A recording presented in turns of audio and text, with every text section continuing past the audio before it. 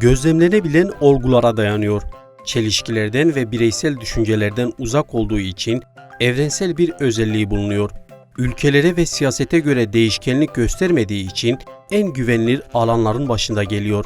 Sınırsız bir ilgi alanı ve birçok dalı bulunuyor. Kavramlar dünyasında bu haftaki durağımız bilim.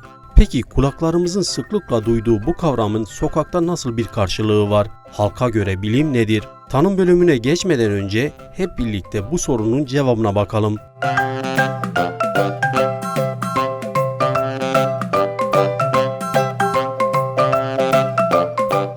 Bilim, insanların geçmişten beri ihtiyaçlarına ve meraklarına çözüm aramak için deney ve gözlemden yararlanarak bir bilgi bütünüdür aslında. Bir bilgi birikimidir, kümülatif bir şeydir.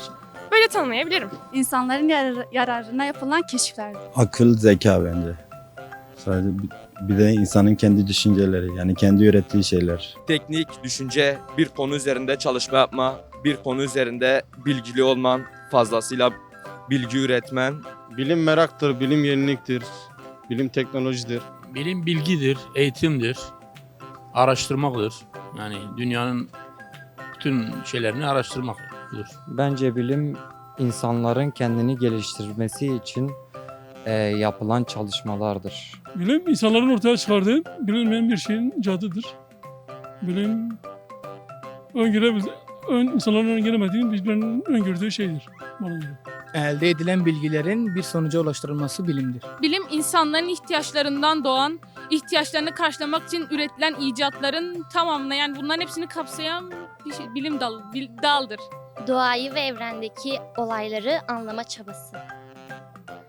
Mesela yeni bir şeyler üretmek ya da keşfetmek gibi.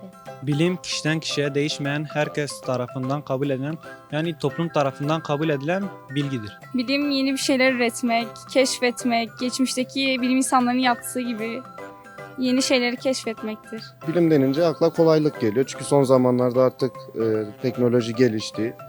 Bilim de artık yavaş yavaş her alanda bize yardımcı oluyor. Bize kattığı, sağladığı yararlar var. Benim aklıma bilim denince onlar geliyor. Bilim teknolojidir, icattır. İnsanların kişisel ihtiyacını karşılayan şeylerdir. Mesela ilaçlar olsun, gelişim olsun.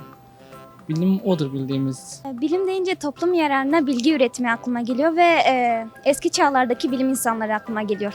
Bilim çabalar sonucu elde edilen bilgi.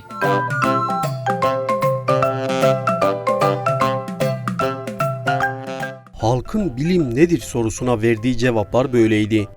Bilim kavramı ile ilgili birbirinden farklı düşünceler ortaya çıktı. Bakalım verilen cevaplar ne kadar doğru?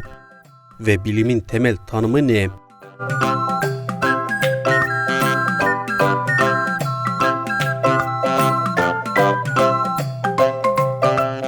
Bilim, neden, merak ve amaç besleyen fiziki evrenin deney, gözlem, düşünce aracılığıyla sistematik bir şekilde incelenmesini de kapsayan entelektüel ve pratik disiplinler bütünüdür.